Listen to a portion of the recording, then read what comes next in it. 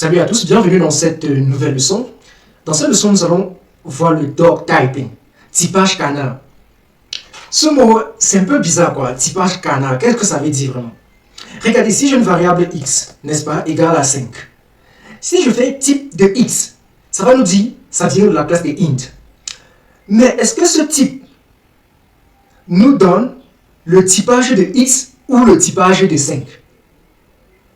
En fait, ça nous donne le typage de 5, n'est-ce pas? C'est pas le x. X est juste la variable, le nom qu'on affecte à cette donnée. Parce que dans l'espace mémoire, il y a une mémoire qui a été créée pour stocker cette variable 5 que je viens de définir. Parce que si je fais encore x égale à Donald, par exemple, là, si je fais type de x, ça va dire str, string. Là encore, vous voyez que c'est le type plutôt de Donald en fait. Ce n'est pas le type de x.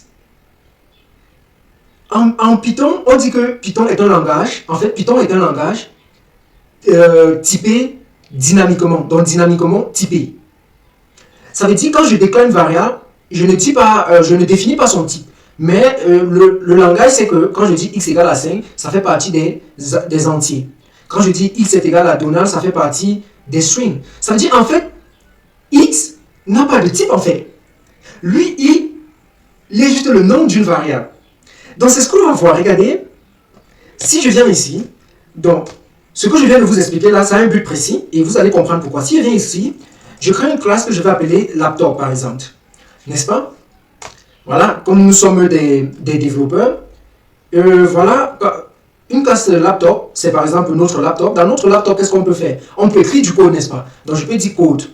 Et dans notre code, nous exécutons du code. On utilise quoi pour exécuter du code? Les éditeurs, n'est-ce pas? Donc ici, je vais dire éditeur. Par exemple, quel éditeur nous utilisons ici? C'est PyCharm, n'est-ce pas? Voilà. Et ici, je vais dire editor.execute, par exemple. Mais le truc, c'est que editor.execute, c'est une méthode. On n'a pas de méthode qui s'appelle execute, n'est-ce pas? Je vais créer une classe ici qui va s'appeler PyCharm. OK? Et cette classe doit avoir la méthode execute. Et ce que cette méthode va faire, c'est exécuter mon code, n'est-ce pas? Ça exécute mon code. Donc, je vais dire print compilation. Donc, ça compile mon code. Puis, print exécution. N'est-ce pas? C'est ce que la méthode execute fait, en fait. Maintenant, je vais venir ici. Je vais intensifier un objet de laptop. Donc, je vais dire lapt1, qui est pour, par exemple, pour un codeur, un programmeur. OK?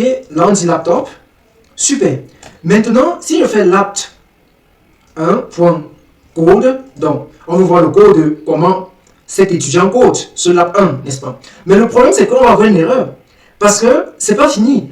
Code a besoin de deux arguments. On est d'accord? Code a besoin de deux arguments. Premier argument, c'est quoi? C'est surf. On a déjà passé surf, qui est lap1. Cela n'est pas nouveau pour vous. Maintenant, le deuxième argument, c'est editor. Et editor appelle une méthode. Ça veut dire que editor doit être un objet. N'est-ce pas? Parce que ça a une méthode, ça doit être un objet qui s'appelle execute. Donc, il faut que j'entre un autre paramètre, un autre argument ici, qui doit être éditeur et qui a la méthode execute. Comprenez bien. Qui doit être un paramètre qui a la méthode execute. Quand ici, j'ai PyCharm, ça veut dire que je peux venir ici, là, j'ai dit éditeur et éditeur égale PyCharm. N'est-ce pas? Et j'intensifie là et je laisse. Maintenant, ici, je peux donc passer éditeur ici, tout simplement. N'est-ce pas? Si j'exécute, ça me dit quoi? Compilation, exécution. C'est super, n'est-ce pas? Pas de problème. Et on comprend. J'ai passé un objet éditeur. Maintenant, disons que on a créé une classe qui s'appelait PyCharm. Maintenant, moi, j'ai créé ma part. Disons que je vais créer ma part d'éditeur de code. OK? Et cet éditeur de code va s'appeler Ria Editor. Ria Editor, par exemple. Et là, je vais créer une méthode diff execute. Execute.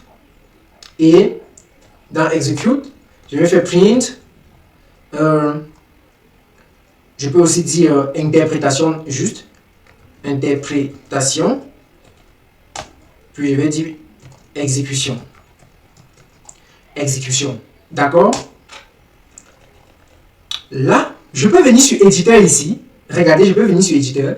Je nettoie PyCharm et je mets Rouya Editor tout simplement. Si je réexécute le code, bam, ça marche. Interprétation, exécution. Voilà la question qui se pose maintenant. Quel est le type de editor? C'est quoi son type? Vu que editor, je peux l'appeler comme étant PyCharm ou bien comme étant Rouya Editor ou bien comme étant une autre classe mais qui a la méthode editor. D'accord? Ça veut dire qu'en fait, on sait simplement que editor c'est un objet. C'est tout, c'est un objet. Donc on n'a pas son type, on ne sait pas si c'est un objet qui vient de la classe laptop ou bien de la classe Rouya Editor ou bien de telle classe. On ne connaît pas cela. C'est pour ça qu'on va dire que on va parler du doctyping. C'est quoi maintenant le doctyping? Vous allez comprendre simplement maintenant.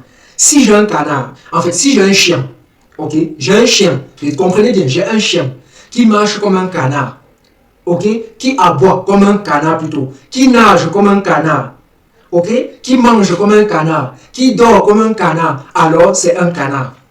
C'est pas un chien. Je m'en fous de sa classification, je m'intéresse à son comportement. Vous devez bien comprendre ça. C'est ça qu'on appelle le dog typing. Le dog typing. Donc, j'ai un lion qui se comporte comme un chien. Alors, c'est un chien. C'est la même chose ici, en fait. Au départ, j'ai mis editor. N'est-ce pas? Quand j'appelle regardez, editor, quel est son comportement? Execute. Donc, tout ce que je veux passer comme argument dans la fonction code, si déjà cela a une méthode execute, ça va, c'est fini. Donc, ça veut dire que je sais que c'est un objet qui a la méthode execute. C'est tout ce qui m'intéresse. Je ne veux pas savoir sa classification s'il vient de PyCharm ou s'il vient de Rouya Editor ou bien s'il vient de VS Code ou bien s'il vient de Spida, ainsi de suite. Ok? Tout ce que je m'intéresse, ce sont ses méthodes, son comportement. Alors, c'est un éditeur. Je sais seulement que c'est un éditeur. Je ne veux pas savoir de quel type d'éditeur il s'agit. C'est ça le dog typing. On s'en fout de la classification complètement. On s'intéresse au comportement. D'accord? S'il aboie comme un canard, il marche comme un canard, il dort comme un canard, il nage comme un canard, alors c'est un canard. À nous revoir dans la prochaine leçon.